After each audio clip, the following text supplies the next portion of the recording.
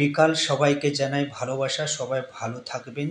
তো new recipe নিয়ে চলে এসেছি। এটা হচ্ছে ওটস চিল্লা, ঠিক আছে? তো ওটসটাকে মিক্সির মধ্যে ভালো করে পিষবে। পিষার পর আপনারা দেখতে পাচ্ছেন আজওয়াইন দিচ্ছি, তারপর আমি হিং দিচ্ছি, তারপর আমি লবণ দিচ্ছি।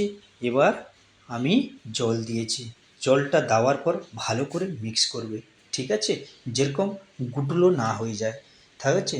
জলটা দিয়ে ভালো করে মিক্স করবেন। জলটা বেশিভাবে ওটসে লাগে, তো ওটসটার ঘোলটা যেরকম পাতলা হয়, যেরকম ধোসা বানানো হয়, ঠিক আছে? তো এইভাবে তারপর আমি, এটা হচ্ছে ধনিয়া পাতা, এটা আদা, এবারে এর মধ্যে কাঁচা লঙ্কা, পেঁয়াজ দেখতে পাচ্ছেন সব রকম আমি দিয়েছি। দেওয়ার পর আমি মিক্স করে নিয়েছি। মিক্স করছি, খুবই ভালো করে মিক্স করে নেবেন ওটসটাকে আর মশলাটাকে খুবই সুন্দর করে।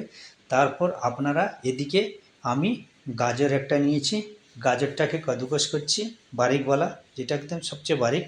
তারপরে বিটরুট, এটাও কাদুকস করে নিয়েছি। তারপর আমি এদিকে আমার ফ্রাই প্যান রাখা হয়েছে, এবার আমি ওটস বানাচ্ছি।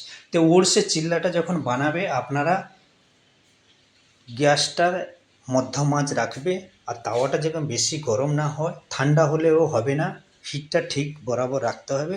তারপর কিভাবে আমি চিল্লাটা বানিয়েছি, তারপর উপরে একটু তেল দিয়েছি। তেলটা দেওয়ার পর আমি এর উপরে মশলা দিচ্ছি। দেখুন, গাজর দিয়েছি, বিটরুট দিয়েছি, তারপর আমি পনির দিচ্ছি।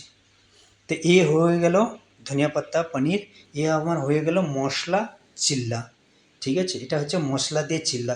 এবার এইরকম আমি আর একটা প্লেন বানাবো। তো একটা জিনিসের মধ্যে আমার দু রকম আইটেম হয়ে গেল। কেমন হয়েছে রেসিপিটা আপনারা একটু আমাকে কমেন্ট করে জানাবেন।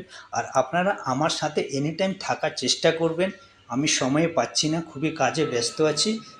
তো বন্ধুরা কোনো চিন্তা করবেন না, অতি অবশ্যই আপনাদের সামনে আমি এটা নিয়ে এসেছি প্লেন চিল্লা। দেখুন কত সুন্দর হয়েছে। তো ওটসের চিল্লা খুবই সুন্দর। এটা হয়ে গেল প্লেন, ওটা হয়ে গেল আপনার মশলা ধোসা। তো দুটো আমি রেখেছি, এর মধ্যে হরি চাটনি, ধনিয়া পাতা চাটনি দিয়েছি। এ আমি টেস্ট করছি, খুবই টেস্টি হয়েছে। আপনারা বাড়িতে আজকে বানিয়ে খাবেন, খুবই মজাদার খাবার। সকালে নাস্তাতেও বানাবেন, সন্ধ্যার সময় টিফিনেও বানাতে পারবেন। এটা আমার প্লেন হয়ে গেল। এটা বাই বাই।